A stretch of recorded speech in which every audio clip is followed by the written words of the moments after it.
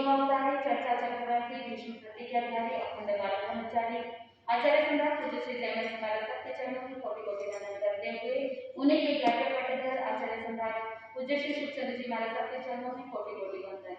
जय गच्छाधिपति व्याख्यान वाचस्पति उत्तर बिहारी वचन साधक बाजे पटधर आचार्य प्रोषि पार्श्वचंद्र जी महाराज मेरे नंता आयाम हम जीवन धारा परम पूज्य गुरुदेव डॉक्टर श्री पदमचंद्र जी महाराज के चरणों में कोटि कोटि नमन करते हुए सभी गुरु भगवान के चरणों में वंदन करते हैं।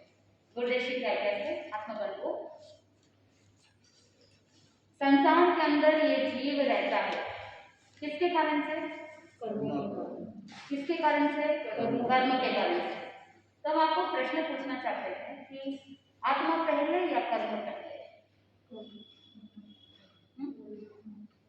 आत्मा पहले है या कर्म पहले? आत्मा होगी तो कर्म आएंगे ना। आत्मा होगी तो कर्म आएंगे।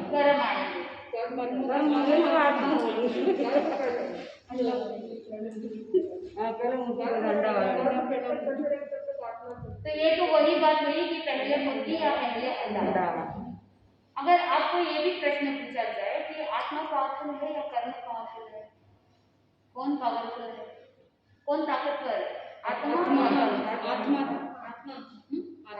अगर आत्मा पावरफुल है तो फिर कर्म आपको क्यों न चाहते हैं? अगर आत्मा पावरफुल है तो फिर कर्म क्यों न चाह रहे हैं? आत्मा ने पुरुषार्थ नहीं किया इसीलिए कर्म चाहता है। तो कर्म पावरफुल हो गया ना। कर्म में इतना पावर है कि वो आत्मा को नचा सके तो कर्म पावरफुल हो गया। तो कर्म पावरफुल है आत्मा। देखो भगवान महावीर स्वामी कहते हैं कि कभी कुछ परिस्थितियों में आत्मा पावरफुल बन जाती है और कुछ परिस्थितियों में कर्म पावरफुल बन जाते हैं। जब कोई साधक, जब कोई जीव पुरुषार्थ नहीं कर पाता है या ज्ञान प्राप्त नहीं हो पाता है या सम्यक्त्व नहीं होता है, सम्यक दर्शन नहीं हो पाता है, जब जीव अज्ञान में है, जब जीव मिथ्यात्व में है, तो ऐसे समय में कर्म जोर आता है। तो उस समय आत्मा के ऊपर कौन पावरफुल बन जाता है? कर्म पावरफुल बन जाता है। वही अगर आत्मा धर्ममय बन गई है, आत्मा में सम्यक दर्शन का उदय हुआ है, आत्मा में ज्ञान प्रकट हुआ है, तो फिर आत्मा पुरुषार्थ करती है और जब आत्मा पुरुषार्थ करती है तो वो कर्म को अपने ऊपर हावी होने नहीं देता। तो ऐसे समय में कर्मों को नीचे होना पड़ता है और आत्मा तपस्या के माध्यम से, धर्म आराधना के माध्यम से पावरफुल होता है। तो दोनों चीजें हैं क्योंकि भगवान महावीर स्वामी का जो सिद्धांत है वो अनेकानुपाती का सिद्धांत है। ये भी हो सकता है, वो भी हो सकता है। तो हम जो आज ज्ञान ध्यान सीखेंगे, कर्म प्रकृति सीखेंगे, इर्रेस्पेक्टिव ऑफ आपको कौन से टुकड़े आते हैं, क्या ज्ञान आपको है, क्या नहीं है, कितना समझ है, कितना समझ नहीं है, इसके बावजूद बहुत सिंपल भाषा में कर्म सिद्धांत को, कर्म प्रकृति को समझाने का प्रयास करें। ठीक है? क्योंकि जब तक कर्म सिद्धांत नहीं जानेंगे तब तक यथार्थता तक नहीं पहुंच सकते। आपको पता है जीवन में बहुत सारे प्रॉब्लम्स आती है लेकिन आप उन प्रॉब्लम्स के मूल कारण तक नहीं पहुंच पाते। जब मूल कारण तक नहीं पहुंच पाते हैं तो प्रॉब्लम्स का सोल्यूशन मिलता नहीं। वही अगर आप रूट कॉज तक पहुंच जाते हैं, मूल कारण तक पहुंच जाते हैं, तो फिर सोल्यूशन को प्राप्त करना बहुत आसान हो जाता है, इट बिकम्स वेरी इजी।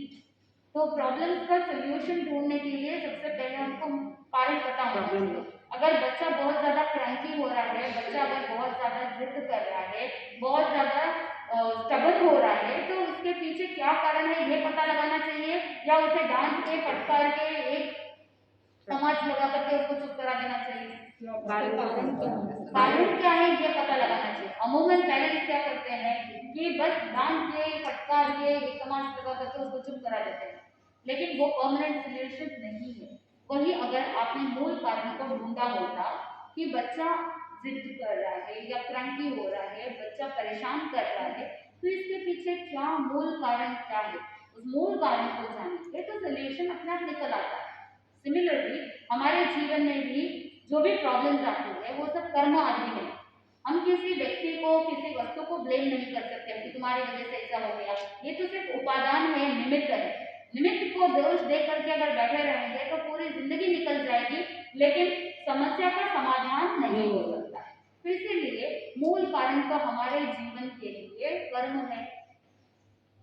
तो कर्म और आत्मा दोनों क्या है? संसार के अंदर दो ही तत्व है, जड़ चेतन। सही है ना? ये दो ही है मूल तत्व। तो ये तत्व का ज्ञान जब आप प्राप्त करते हैं तो जड़ को पुद्गल भी कह सकते हैं। तो अनादिकाल से चेतन कह दो या चैतन्य कह दो या जीव कह दो, आत्मा कह दो, ये सारे शब्द एक जैसे हैं। ठीक है? चैतन्य कह दो या चेतन कह दो,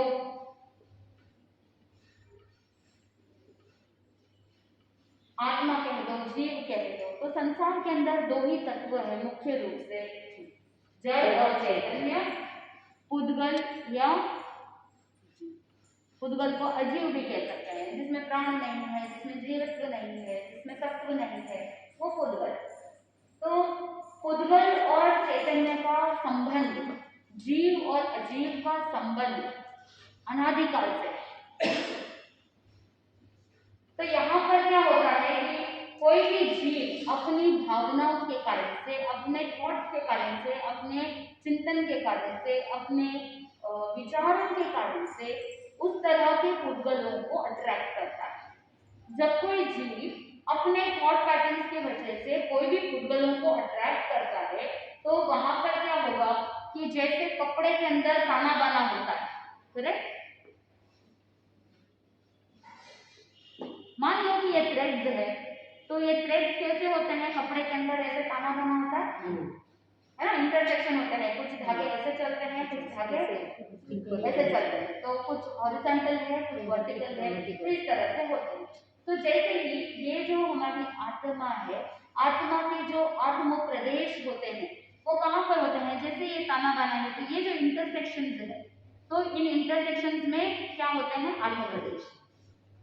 और जब भी कभी कोई थॉट पैटर्न्स आए हैं, आपके मन में किसी तरह के विचार आए हैं और इन विचारों के कारण से राग द्वेष की भावना या शुभ अशुभ की भावना आई है, तो ब्रह्मांड के अंदर बहुत सारे पुद्गल है। तो कुछ पुद्गलों के ऐसे नाम हैं, कर्मण वर्गणा के पुद्गल या कर्म के पुद्गल। ये जो कर्म के पुद्गल है उनको क्या कहते हैं? कर्मण वर्गणा। वर्गणा मतलब ग्रुप। तो ये कर्म वर्गणा के जो पुद्गल है वो आकर के इन आत्म प्रदेशों के बीच में जो रिक्त स्थान है, यहाँ पर ये सब आकर के यहाँ पर इकट्ठे हो जाते हैं और आत्मा में दूध और पानी के समान एक में हो जाते हैं। जब तक दूध और पानी के समान एक में नहीं होते तब तक वो कर्म नहीं कहलाते, वो क्या रहेंगे? सिर्फ पुद्गल रहेंगे। जब तक कर्म के पुद्गल आत्मा के साथ एक में नहीं हो जाते, जैसे लोहा है, लोहे को गर्म किया तो क्या हुआ? लोहा इतना गर्म हुआ, रेड हॉट हो गया। उसके बाद अग्नि और लोहा दोनों एक में हो जाते हैं, करेक्ट? वो लोहा भी लाल दिखने लग जाता है अग्नि के जैसे। जब दोनों एक में हो जाते हैं फिर आप सेग्रीगेट नहीं कर सकते हो, सेपरेट नहीं कर सकते हो कि लोहा कौन सा है, अग्नि कौन सी, क्योंकि उस समय उस लोहे को रेड हॉट आयरन बोलते हैं, यानी वो लोहा रेड हॉट हो गया है, इतना गर्म हो गया कि अग्नि के साथ एक में हो गया है। वैसे ही जैसे दूध और पानी एक में हुआ। तो जब तक आत्मा के प्रदेशों के साथ कर्मण वर्गणा के पुद्गल एक में नहीं होते तब तक वो कर्म का बंध हुआ ऐसा नहीं कह सकते। तो जैसे ही एक में हुए तो कर्म का क्या हो गया है? बंद हो गया। समझ में आ रहा है? हम आराम से स्लो स्लो चलेंगे, अच्छे से समझ करके चलेंगे। दूध और पानी का एक में होना।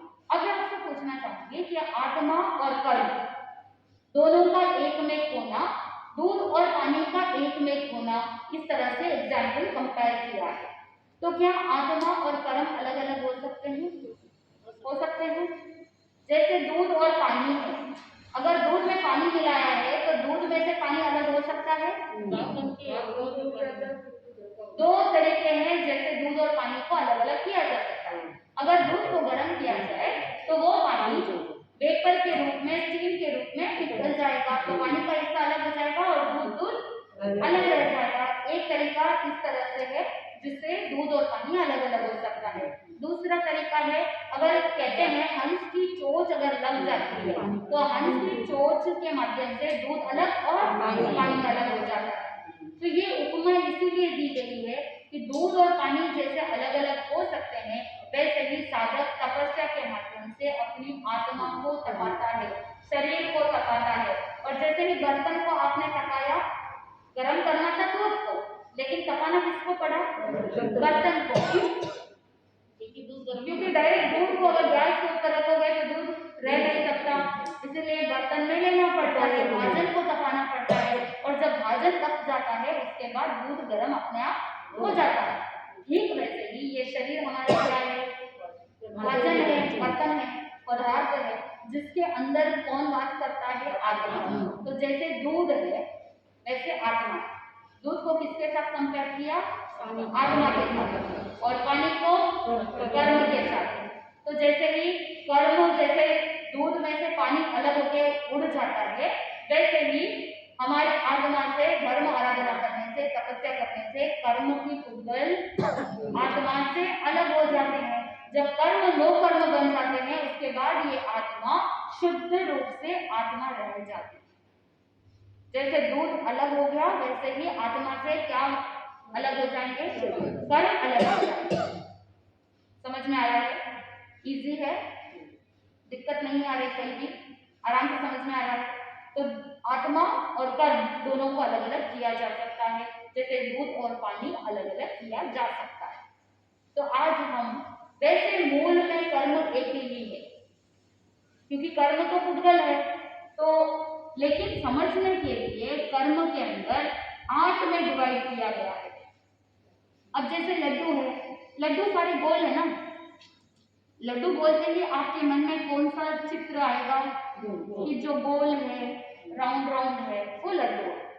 वैसे ही कर्म बोलते ही आपको पता चलेगा कि ये कर्म है, ये पुद्गल। लेकिन जैसे कुछ लड्डू सौंठ के लड्डू होंगे, कुछ लड्डू बूंदी के लड्डू होंगे, कुछ लड्डू उड़द के होंगे, कुछ फलोदी के लड्डू होंगे, कुछ और कुछ आइटम का होगा, बहुत सारे लड्डू। तो लड्डू सारे गोल है, लेकिन सबकी प्रकृति, सबका नेचर अलग अलग है। जैसे उड़द का लड्डू है तो वो उड़द का लड्डू शक्तिवर्धक होता है, ठंडी के मौसम में उड़द के लड्डू खाए जाते हैं। और अगर गर्मी बहुत ज्यादा है तो गूंदगिरी के लड्डू खाए जाते हैं। ठंडी के अंदर मेथी के लड्डू खाए जाते हैं, क्योंकि मेथी क्या करता है? गैस को दबा देता है। मेथी आपके घुटनों को, आपकी हड्डी को स्ट्रांग बना देता है। सौंठ आपकी बॉडी के अंदर इम्यूनिटी पावर को बढ़ा देता है। तो सबकी नेचर, प्रकृति अलग अलग है, लेकिन लड्डू सारे क्या है? गोल है। वैसे ही कर्म एक है, लेकिन कर्म के जो पुद्गल होते हैं उनका नेचर, उनकी प्रकृति अलग अलग है। इसीलिए कर्म कितने हैं? 8। समझ में आ रहा है? सबका नेचर, सबकी प्रकृति अलग अलग है। आत्मा के 8 गुण हैं, तो जो कर्म जिस गुण को ढक देता है, जिस गुण में बाधा उत्पन्न कराता है, उसे उस कैटेगरी के अंदर डाल देता है। ठीक है? आत्मा के गुण कितने? 8। और कर्म कितने? 8। तो इन गुणों को ढकने का काम कौन करता है? कर्म। ठीक है, आगे चले। तो सबसे पहले हम ये जानेंगे कि 8 गुण कौन कौन से हैं। सबसे पहला कौन सा है? अनंत ज्ञान, फिर अनंत दर्शन, फिर चलिए आप जैसा बोलते हैं वैसा कर लेते हैं। अनंत ज्ञान, अनंत दर्शन, अनंत सुख, शारीरिक समित्व,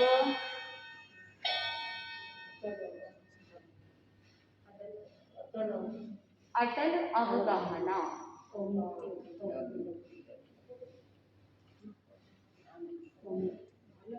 अमूर्तिकपन,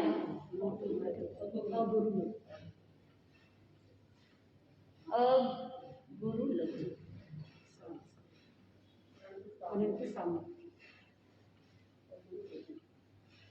अनंत आत्म सामर्थ्य भी बोल सकते हैं, अनंत वीर्य भी बोल सकते हैं ना, दोनों एक ही है। तो ये 8 आत्मा के गुण है। तो बहुत बार क्या होता है कि ये जो कर्म है, ये कर्म इन गुणों को रोक देता है, ढक देता है, आच्छादित कर देता है।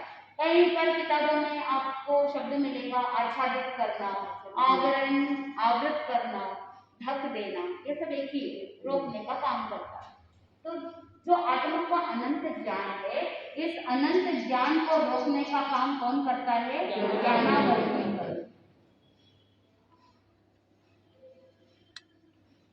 ज्ञान प्लस आवरण, ज्ञानावरण।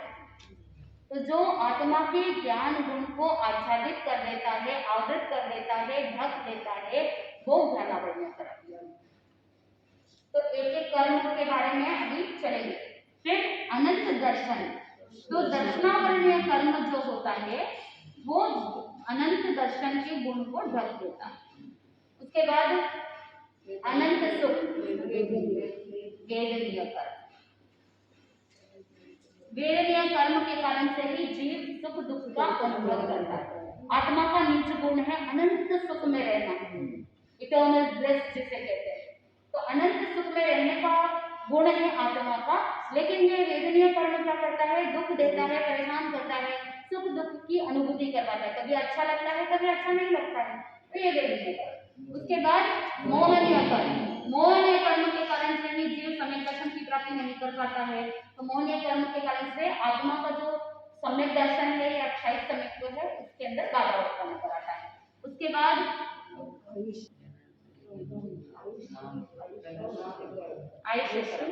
फिर अमूर्ति नामकरण, अगुरु लघु गोत्र और वीर्य। आप पुरुषार्थ करना चाहते थे, आप मेहनत करना चाहते थे, लेकिन अनंत आत्म सामर्थ्य, आत्मा की जो कैपेसिटी थी, उस कैपेसिटी में बाधा उत्पन्न कराने वाला अनंत। तो इस तरह से ये 8 कर्म 8 गुणों को रोक देता है। ठीक है, तो अब हम एक एक कर्म की ओर जाएंगे। सबसे पहला है ज्ञानावरणीय कर्म। ज्ञानावरणीय कर्म का मतलब क्या है? कि जो आत्मा के ज्ञान गुण को आच्छादित कर देता है। ये तो आपने सबने पढ़ा है, लेकिन ज्ञानीजन कहते हैं बहुत से लोग ऐसे होते हैं जो नेगेटिव बोलते हैं। क्या बोलते हैं? मुझे याद नहीं रहता, मैं भूल जाती हूँ, मुझसे नहीं होता है। क्यों नहीं होता है? मैं अज्ञानी हूँ, बोलते हैं कि नहीं बोलते हैं? ऐसा नेगेटिव बोलते हैं क्या आप? बहुत बार बोलते हैं हमारे पास जितना ज्ञान था, हम तो अज्ञानी हैं। ऐसे शब्द बोलते हैं कि नहीं बोलते? तो असत्य भाषण करते हैं, क्योंकि ज्ञानीजन ने बताया है कि जो मिथ्या दृष्टि जीव होता है या जो अघोरी जीव होता है, उसमें भी अक्षर का अनंत का भाग जितना ज्ञान होता है, कितना अक्षर का अनंत का भाग जितना होता है, इसलिए कभी नेगेटिव सेंटेंसेस नहीं बोलना। मेडिकल साइंस के हिसाब से चिंतन करें अगर, तो वहां पर भी देखो, अगर आप बार बार बोल रहे हो मुझसे नहीं हो रहा है, मैं नहीं याद रख सकती, मैं भूल जाती हूँ, तो आप अपने ब्रेन को क्या संदेश दे रहे हैं? आप अपने ब्रेन को भी इसी तरह के नेगेटिव सिग्नल्स दे रहे हैं। तो फिर आप जैसा इंस्ट्रक्शन देंगे, आपका ब्रेन भी वैसे ही काम करेगा। आप अगर बोलोगे कि नहीं मुझसे नहीं हो रहा है, तो आपका ब्रेन क्या करेगा? आपके ब्रेन को आपने ऐसा ही संदेश दिया है कि नहीं मुझसे याद नहीं रहेगा, मैं भूल जाऊंगी, मुझसे याद नहीं रहता है, तो ब्रेन भी वैसे ही बिहेव करता है, ऐसे ही एक्ट चलता है। तो अब आप याद नहीं कर पा रहे हैं, तो दोष किसका है? स्वयं का है। एक तरफ ज्ञानावरणीय कर्म का दोष है और दूसरी तरफ आपकी नेगेटिविटी है। आप नेगेटिविटी में जा रहे हो, यानी अज्ञानता ही जीव को पाप की ओर ले जाता है। अज्ञान ही पाप है। तो इसलिए सबसे पहले ज्ञान को प्राप्त करना, और ज्ञान के अंदर कोई लिमिटेशन नहीं है कि ऐसा करना है वैसा करना है। ये सारा जो भी सेटअप हमने बना रखा है कि पहले ये सीखना है, उसके बाद ये सीखना है, वो ऐसा कर सकते हैं, ये ऐसा कर सकते हैं, ये सारा हमने लिमिटेशन बांध रखा है। करेक्ट है ना? बाकी सीखने के लिए कोई लिमिटेशन नहीं है, कोई एज की बाधा नहीं है। चाहे वो 5 साल का बच्चा हो या चाहे 50 साल के बड़े व्यक्ति हो, सीखने के लिए कोई उम्र की सीमा नहीं होती। बच्चे का ब्रेन जैसा है, आपका भी ब्रेन वैसा ही है। ब्रेन में कोई अंतर नहीं है। ब्रेन बूढ़ा नहीं होता, आप व्यक्ति मन से बूढ़ा होता है। आपने अगर पहले से ही दिमाग के अंदर बिठा लिया है, अब मेरी एज हो चली है, अब तो क्या है, इंद्रिया शिथिल हो गई है, अब मुझसे याद नहीं रहता, ये आपने बाउंड्री बनाई है। अगर आप ये बाउंड्री नहीं बनाते तो आप ज्ञान सीख सकते। पूज्य गुरुदेव डॉक्टर कदमचंद्र जी महाराज साहब ने जब चेन्नई में चातुर्मास था, 75 ईयर्स के श्रावक जी जगतचंद जी बोकुरिया को प्रतिक्रमण कंठस्थ करवाया। तो 75 ईयर्स की एज में उन्होंने प्रतिक्रमण कंठस्थ किया। तो एज की कोई सीमा नहीं। तो पुरुषार्थ करना और सीखना, अगर एक एक शब्द, कुछ लोग ऐसे होते हैं जो एक एक शब्द मेहनत करते हैं, 10 बार रोकने के बाद उनको याद होता है, वो पुरुषार्थ करना, एक एक शब्द बूंद बूंद करके घड़ा करता है, वहां पर खुद को धैर्य रखना होता है।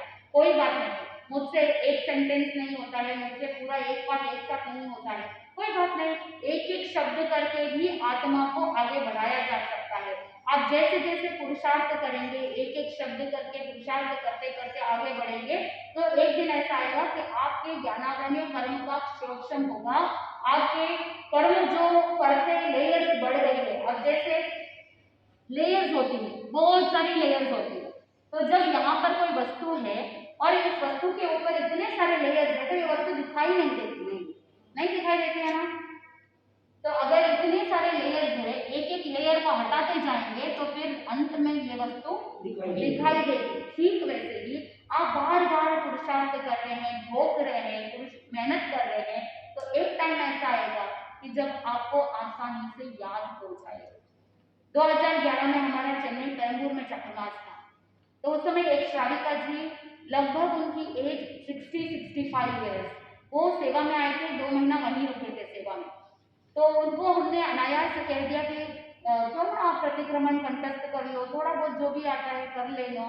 तो एक एक शब्द करके डेली सिर्फ 2 शब्द ही याद करते, दिन भर भोगते रहते, 2-2 शब्द करके 10-12 सालों में उन्होंने प्रतिक्रमण कंठस्थ कर लिया, दशकालिक सूत्र के 4 अध्ययन कंठस्थ कर लिए, भक्तामर कर लिया, बड़ी साधु वंदना कर ली, स्तोत्र पाठ कर लिए, इतने सारे कंठस्थ, उत्तराध्ययन सत्र के काफी अध्ययन कंठस्थ कर लिए।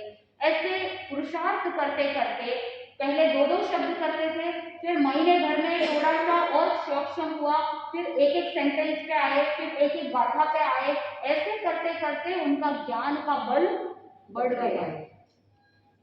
क्या आप भी कर सकते हो? कर सकते हैं। तो इस चातुर्मास में 2 महीना एटलीस्ट आप लक्ष्य रखें कि कुछ नया ज्ञान कंठस्थ करना। प्रतिक्रमण नहीं आता है तो प्रतिक्रमण, और अगर प्रतिक्रमण आता है तो बड़ी साधु वंदना कंठस्थ कर लेना, क्योंकि महिलाओं को बड़ी साधु वंदना कंठस्थ करना चाहिए, क्योंकि उससे आदि नामकरण का उपार्जन होता है, यश कीर्ति नामकरण उपार्जन होता है, पॉजिटिविटी बढ़ती है। और कहते हैं कि बड़ी साधु वंदना का नित्य पाठ करने से जीव कृष्ण पक्षी से शुक्ल पक्षी बन जाता है, यानी सम्यक सुदृढ़ बनता है, और अंतिम समय में पंडित मरण की प्राप्ति होती है, संसारे का अवसर प्राप्त होता है। ऐसे शुभ भाव अपने आप भीतर से जागृत होते हैं। ऐसे बहुत सारे लोगों का उदाहरण हमने देखा है कि उनको ऐसी पॉजिटिविटी आती है। तो इसीलिए आप क्या करो कि इन दिनों में रोज एक एक कड़ी भी अगर याद करोगे तो पूरे चातुर्मास में बड़ी साधु वंदना कंप्लीट हो जाएगी। अनंत अनंत चारित्रात्माओं को एक साथ वंदन होता है।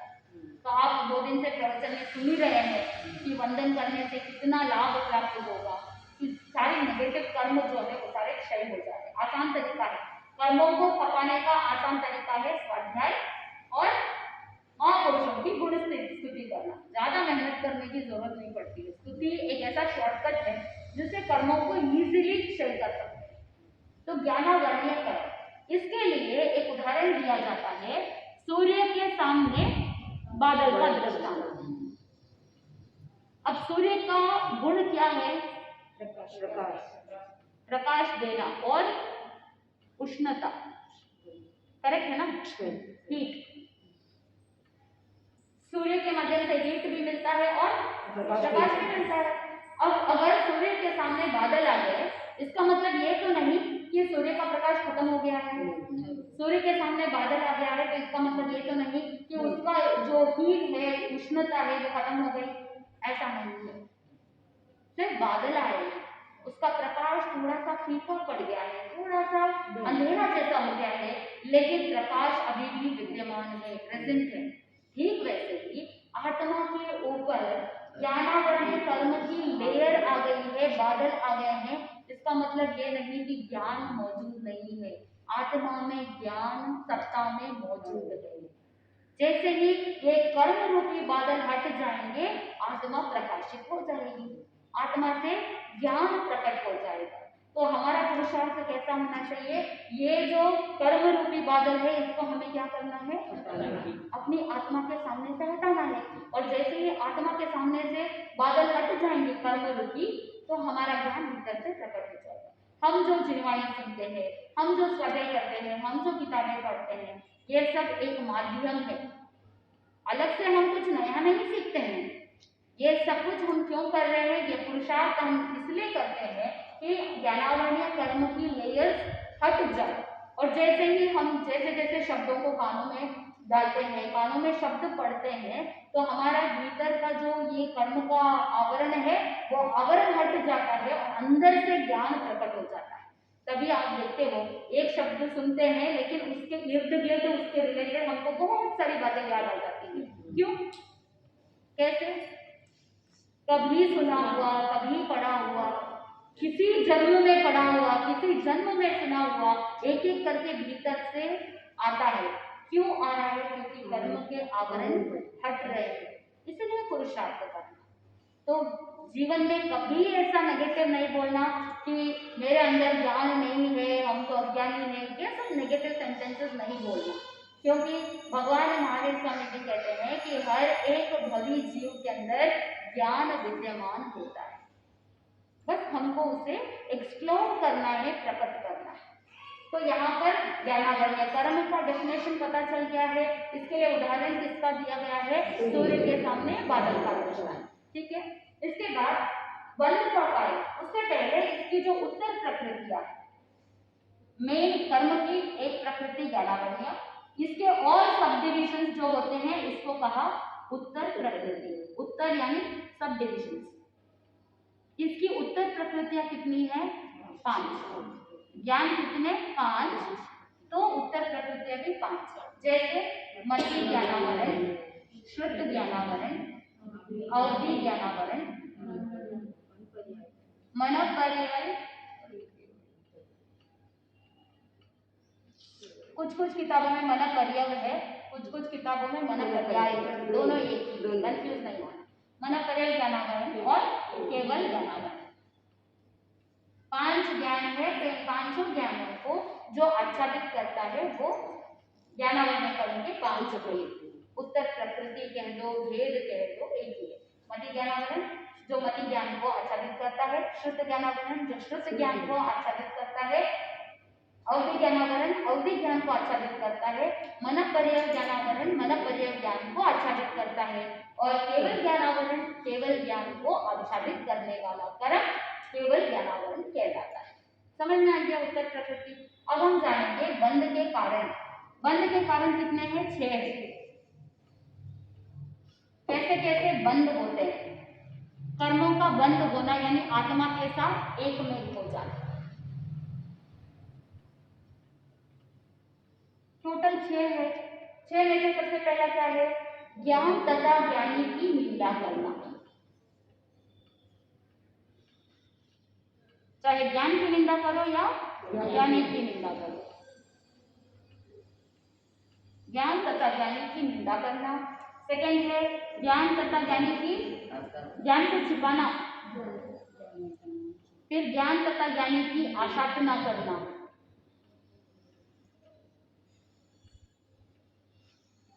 अंतराय डालना, ज्ञान सीखने में अंतराय डालना। हो सकता है सीक्वेंस ऊपर नीचे हो, बट इट्स ओके। फिर ज्ञान तथा ज्ञानी के प्रति द्वेष भाव रखना। और छठा कारण है झूठा विवाद करना। हाँ, झूठा विवाह करना या अवर्णवाद करना, वो दोनों एक ही है, ठीक है। तो आपने किताबों में ये पढ़ा है 6 का, लेकिन इसके डेप्थ तक, गहराई तक नहीं गए। चिंतन करो, ज्ञान की निंदा करना या ज्ञानी की निंदा करना, इसका मतलब क्या है? जो साधु संत होते हैं, जो ज्ञानी पुरुष होते हैं, सिर्फ उनका या किसी का भी? गुरुदेव कहते हैं कि हर एक जीव में अक्षर का अनंत का भाव जितना ज्ञान होता है तो वो ज्ञानी कहला सकता है। या ऐसा कह दो, यहाँ पर किस अपेक्षा से कह सकते हैं, दूसरी अपेक्षा है कि जो परमार्थ का परिचय करता है, यानी जो तत्व का ज्ञान जिनको होता है, परमार्थ जिसे बोलते हैं, तो ऐसे ज्ञानी व्यक्ति की निंदा करना। दोनों अपेक्षाएं, लेकिन हमें तो यही सोचना चाहिए, चाहे कोई भी जीव हो, कोई भी व्यक्ति हो, उसकी निंदा करने से ज्ञानावरणीय कर्म का बंध होता है। हम कोई भी एक्टिविटी करते हैं, छोटे से छोटी एक्टिविटी भी करो, एक साथ 7 कर्म या 8 कर्मों का बंधन हो सकता है। एग्जाम्पल, उदाहरण के लिए, किसी व्यक्ति ने किसी व्यक्ति का मर्डर किया। अब जिस व्यक्ति का मर्डर हुआ है, उस व्यक्ति के प्राणों का घात हुआ है, हिंसा हुई है, तो कौन सा कर्म बंधा होगा?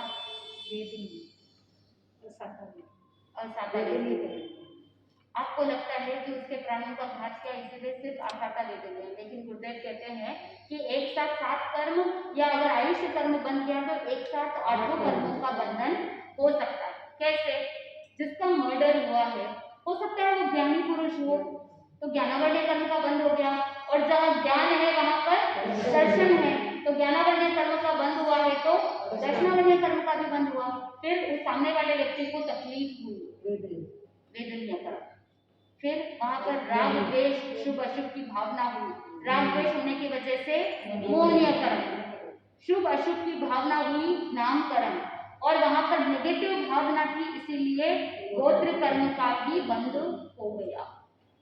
ज्ञानी पुरुष का मर्डर हुआ है या हत्या हुई है, उसकी वजह से सामने वाले के ज्ञान सीखने में बाधा उत्पन्न हुई। हो सकता है वो पुरुषार्थ करते, पराक्रम छोड़ते धर्म आराधना करने के अंदर, तो अंतराय कर्म का भी बंध हो गया। और ऐसे सिचुएशन में अगर जिसने मर्डर किया है उस व्यक्ति के अगर आयुष्य उसी समय बंध गया तो एक साथ कितने कर्म बंधे? 8 कर्म।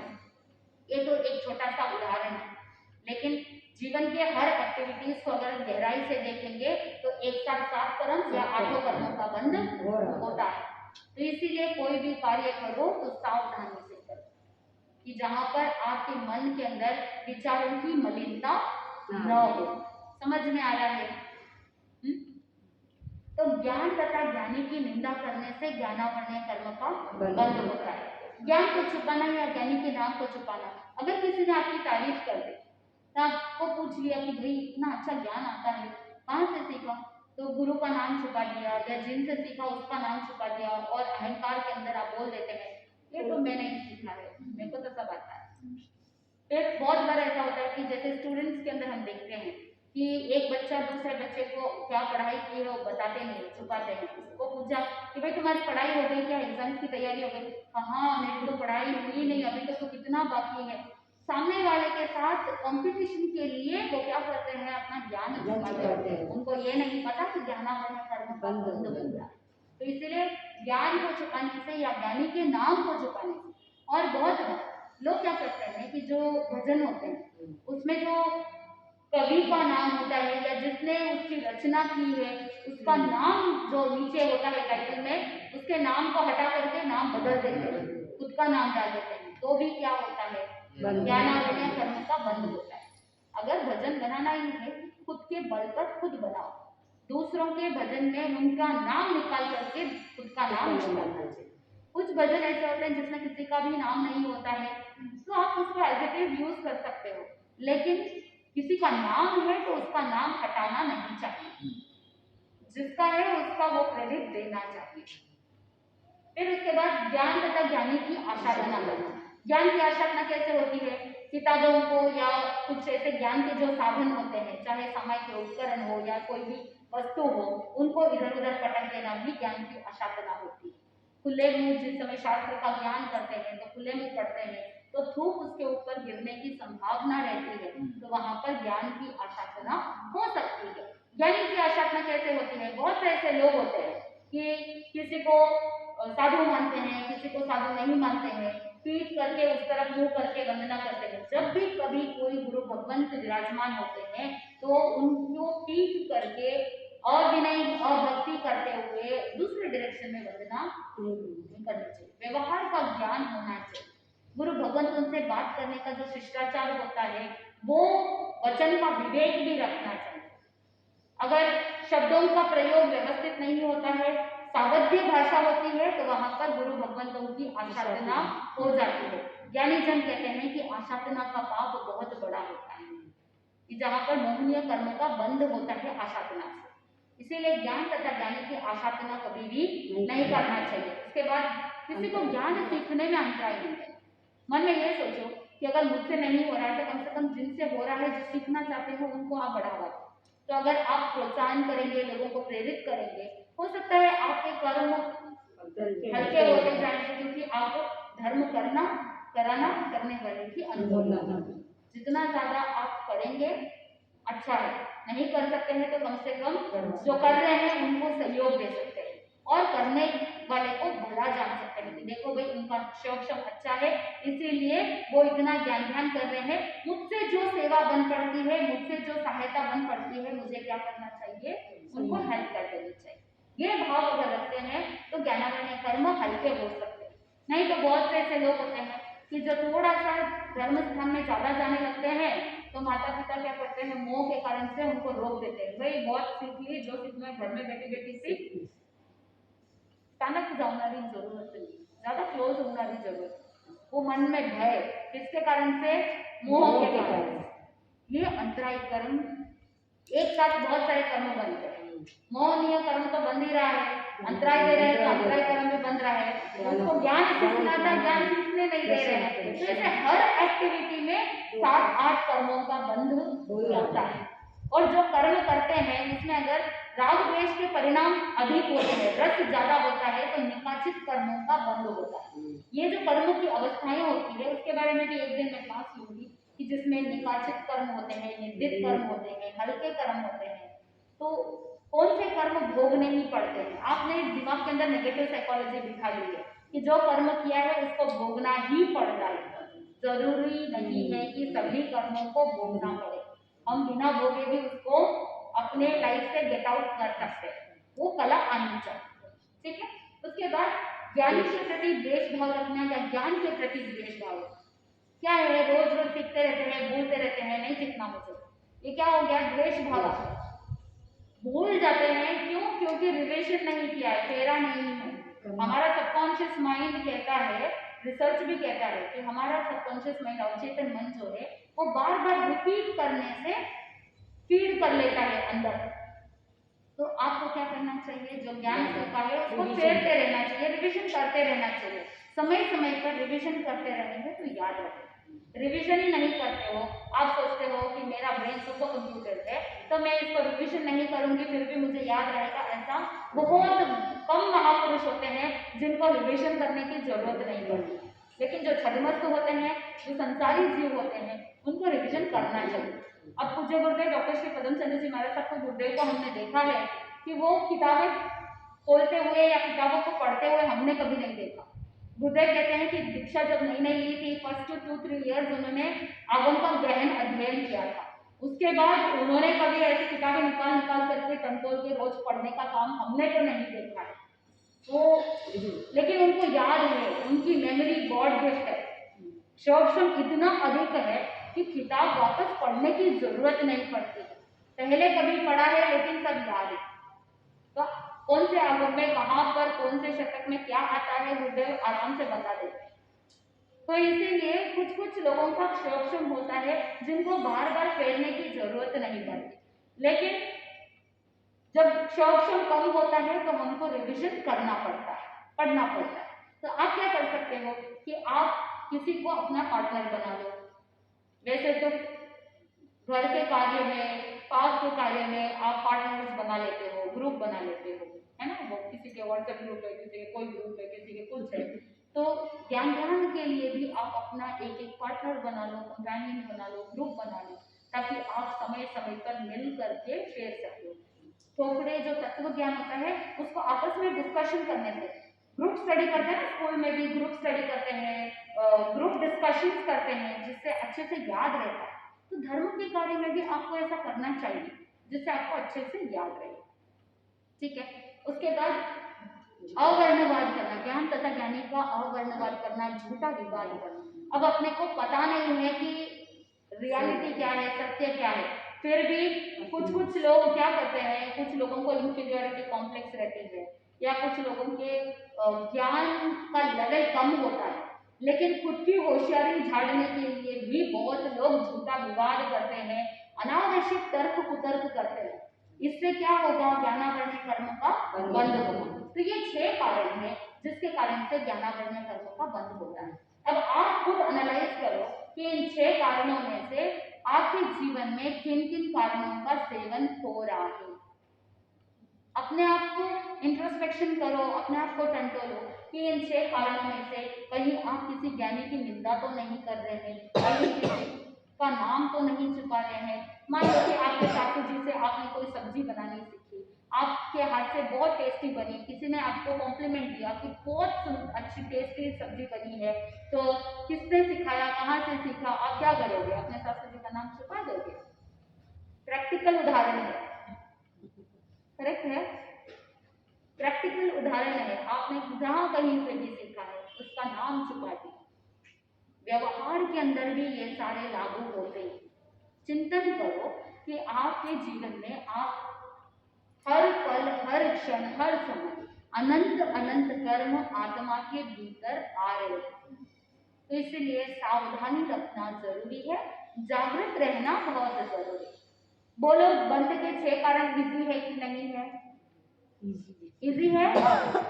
देखो, अगर इजी नहीं है बोलोगे तो डिफिकल्ट हो जाएगा, इजी है बोलोगे तो इजी हो जाएगा।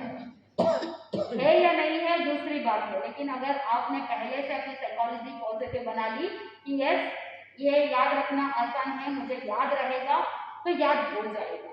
किसी को एक बार सुनने से याद होगा, किसी को 4 बार पढ़ने से याद होगा, किसी को 10 बार पढ़ने से याद होगा, और किसी को रोज रिवीजन करने से याद हो जाएगा, लेकिन हो जाएगा।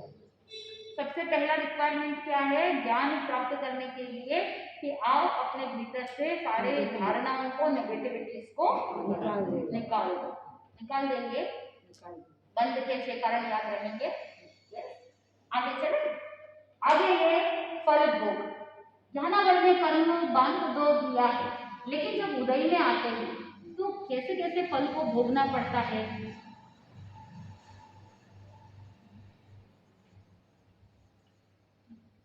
फल भोग 10 है।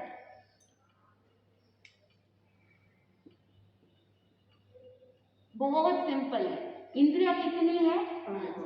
5। कौन कौन सी? श्रोत्रेंद्रिय, चक्षुरेंद्रिय, घ्राणेंद्रिय, रसनेंद्रिय और स्पर्शेंद्रिय। 5 इंद्रियां है।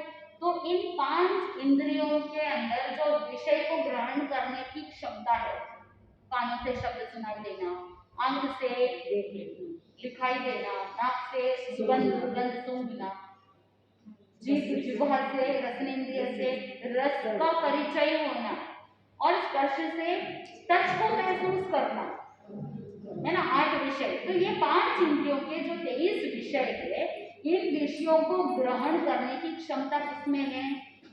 इंद्रियों में है। विषयों को ग्रहण करने की ताकत इंद्रियों में।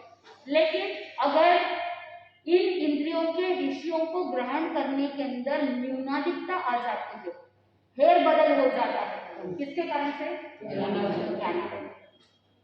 आंखों से बराबर दिखाई नहीं दे रहा है, कानों से बराबर सुनाई नहीं दे रहा है, खा रहे हैं लेकिन टेस्ट समझ में नहीं आ रहा है। कोरोना के टाइम में क्या हुआ? टेस्ट चला गया, स्मेल चली गई, कारण ज्ञानावरण कर्म उदय में आया है, इसलिए।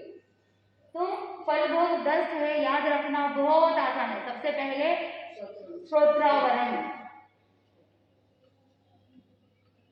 शब्द को ध्यान में रखना। श्रोत्रावरण, दो दो का एक एक ग्रुप सिखा दूंगी। श्रोत्र विज्ञान आवरण,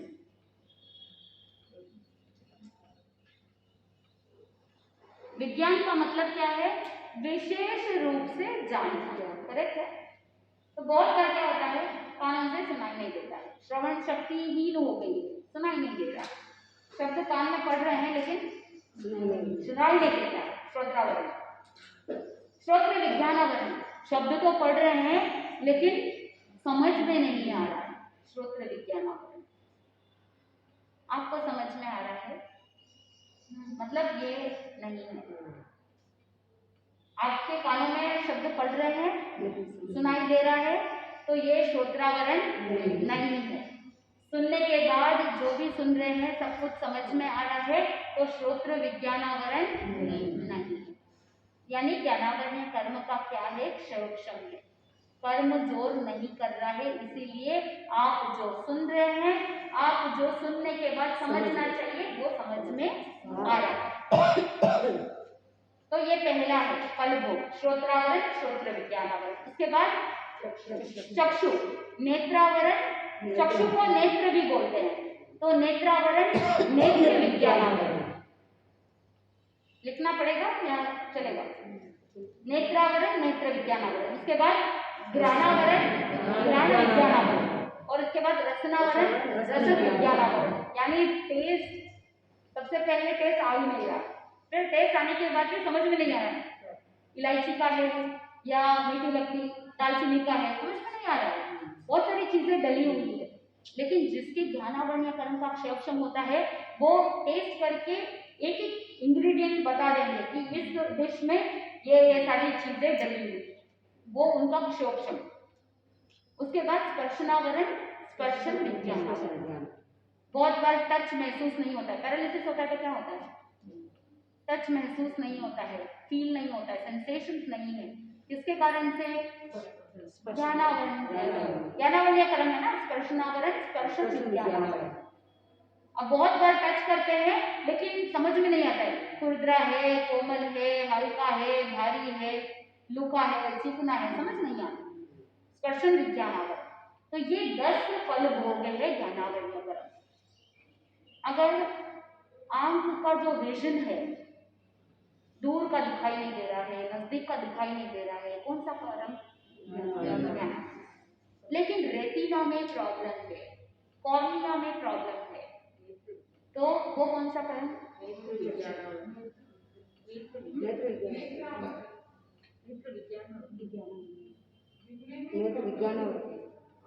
देखो दो बातें हैं, एक रेक्टिफाई हो सकता है, एक रेक्टिफाई नहीं हो सकता है। शॉर्ट साइट, लॉन्ग साइट, दूर का दिखाई नहीं दे रहा है, नजदीक का दिखाई नहीं दे रहा है, तो उसको रेक्टिफाई करने के लिए हमारे पास क्या है? स्पेक्टिकल्स है, चश्मा है, जिससे ये जो प्रॉब्लम हो रही है, असाता साता का अनुभव हो रहा है, वो दूर हो सकता है। तो जो ये विजन की प्रॉब्लम है, दृष्टि की प्रॉब्लम है, वो वेदनीय कर्म के कारण से। लेकिन रेटिना में प्रॉब्लम है, दिखाई नहीं दे रहा है, कॉर्निया में प्रॉब्लम है, वो उसको रेक्टिफाई नहीं किया जा सकता। अगर रेटिना में प्रॉब्लम होती है तो आप ठीक कर सकते क्या? नहीं कर सकते। कॉर्निया में प्रॉब्लम हो तो ये जो रेक्टिफिकेशन नहीं होता है वो ज्ञानावरणीय कर्म के कारण से। जो रेक्टिफाई हो सकता है, थोड़ा सा हेर बदल हुआ है, वो वेदनीय कर्म। समझ में आ रहा है? क्योंकि ज्ञानावरणीय कर्म जो है वो घाटी कर्म है। घाटी कर्म का मतलब क्या है? ऐसा कर्म जो डायरेक्टली आत्मा को घात पहुंचाता है, यानी इसका रस जो है वो तीव्र है, तीव्र रस वाले कर्म होते हैं, इसीलिए ये कर्म, ज्ञानावरणीय कर्म जो है वो घाटी कर्म है। इसका रस तीव्र होने के कारण से इसको भोगना पड़ता है। इस तरह मंद हो तो चेंज कर सकते हैं, लेकिन ये मंद नहीं है, ये तीव्र है। तो घाटी कर्म के जो पुद्गलों का रस होता है, कर्म पुद्गलों का रस वो तीव्र होता है। लेकिन वही अघाटी कर्म है तो वो मध्यम स्थिति वाले होते हैं, मंद रस वाले होते हैं, तो उसे हम चेंज कर सकते हैं। अघाटी कर्म है यानी इनडायरेक्टली आत्मा को घात करता है, डायरेक्टली कुछ नहीं करता। उत्तर प्रकृतियां कितनी है? 5। बंध के कारण कितने हैं? 6। फल भोग कितने हैं? 10। अब हम जानेंगे ज्ञानावरण कर्म की स्थिति कितनी है। स्थिति कितनी है? जगन्य अंतर्मुहूर्त।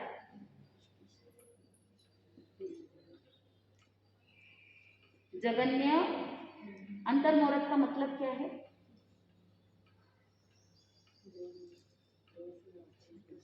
अंतर्मुहूर्त का मतलब क्या है? एक समय की कितने मुहूर्त की है? 48 मिनट को एक मुहूर्त होती है, यानी 2 घड़ी का एक मुहूर्त, 24 मिनट का की एक घड़ी और 2 घड़ी का एक मुहूर्त। समझ में आ रहा है? 24 मिनट का एक घड़ी और 2 घड़ी की एक मुहूर्त एक सामूहिक। तो एक समय से लेकर के 48 मिनट तक, यानी एक मुहूर्त से एक समय कम, उसे क्या कहा? अंतर्मुहूर्त। और इसी एक अंतर मुहूर्त में बहुत लंबा टाइम पीरियड होता है, क्योंकि असंख्यात समय है। एक पलक झपकाने के अंदर असंख्यात समय व्यतीत हो जाते हैं, तो एक समय कम, उसे अंतर मुहूर्त बोलते हैं। तो ज्ञानावरण कर्म की जो स्थिति है वो जगन्य अंतर मुहूर्त, और उत्कृष्ट जो है कितना है? 30 कोड़ा कोड़ी।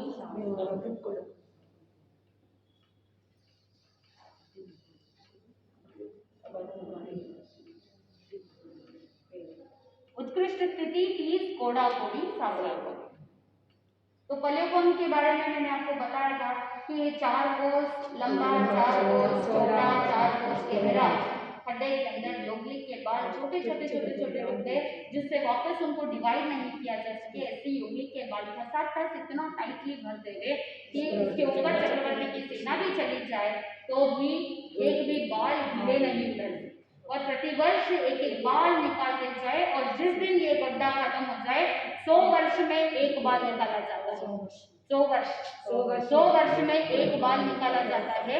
ऐसे करते करते जब गड्ढा खत्म हो जाता है उसे एक पल्योपम कहते हैं। So 1 crore into 1 crore पल्योपम is equal to 1 सावधान। 1 करोड़ 1 करोड़ इंटू 1 करोड़ कोड़ा कोड़ी पल्योपम को 1 सावधान कहते हैं।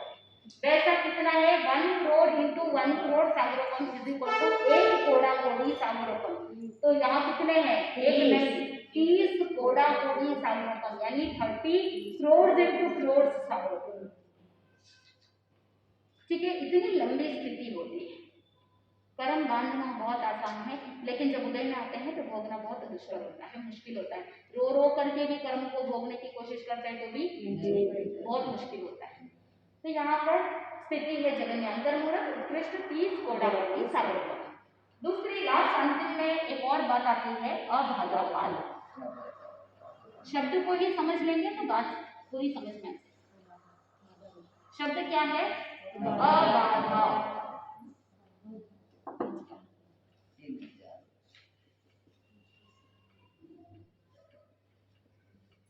काल यानी टाइम, बाधा यानी अड़चन, अड़चन, रुकावट। अ का मतलब क्या है? नहीं। ऐसा टाइम पीरियड जहां पर जितने टाइम पीरियड तक कोई भी कर्म का अड़चन, रुकावट, बाधा कर्म उदय में नहीं आए, यानी अगर एक कर्म का अबाधा काल का मतलब क्या है? उतने टाइम पीरियड के लिए ये कर्म उदय के अंदर नहीं आएगा, प्रॉब्लम क्रिएट नहीं करेगा। तो ज्ञानावरण कर्म का अबाधा काल कितना है? जगन्य अंतर्मुहूर्त। उत्कृष्ट 3000 वर्ष। समझ में आया? तो मैक्सिमम 3000 वर्ष तक कर्म तो बांध दिया है, लेकिन बांधने के इमीडिएटली कर्म उदय में आ भी सकता है, नहीं भी आ सकता है। कब तक नहीं आ सकता है? मैक्सिमम उत्कृष्ट 3000 वर्ष तक उदय में नहीं आ सकता है, उसके बाद तो वो कर्म उदय में आएगा। समझ में आ गया? ये ज्ञानावरण कर्म। हाँ, कंटिन्यू 3000 वर्ष। अब अगर उतना पूरा टाइम पीरियड, तो जगन्य अंतर्मुहूर्त उत्कृष्ट 3000 वर्ष। इसका मतलब ये नहीं कि जगन्य अंतर्मुहूर्त में आएगा या 3000 वर्ष के बाद आएगा, ऐसा नहीं है। जगन्य और उत्कृष्ट ये दोनों है, लेकिन इसके बीच में टाइम पीरियड कितना भी हो सकता है, जिसकी जैसे स्थिति होती है कर्म की, उसके हिसाब से अगाधाकाल हो जाता है। तो वेरिएशन होता है। एग्जैक्टली 3000 वर्ष उत्कृष्ट ही रहना ये जरूरी नहीं है। तो अंतर्मुहूर्त के बाद कभी भी आ सकता है। अंतर्मुहूर्त के बाद कभी भी उदय आ सकता है। और अगर उत्कृष्ट स्थिति बांधी है 30 कोड़ी सागरों, फिर तो 3000 वर्ष तक नहीं आएगा। समझ में आ रहा है? जितनी स्थिति होगी उसके हिसाब से अवधाकाल होगा। ऐसा नहीं कि आपने अगर किसी ने ज्ञानावर्ण कर्म के 10 कोड़ी सागरों का कर्म बांधा है और उसके 3000 वर्ष तक उदय में नहीं आएगा, ऐसा नहीं। उसका भी कैलकुलेशन भगवान नारायण स्वामी के यहाँ गणित बहुत अलग है। तो इसीलिए ये ज्ञानावर्ण कर्म, ये था ज्ञानावर्ण कर्म। किसी को कोई डाउट हो तो पूछ सकते हैं।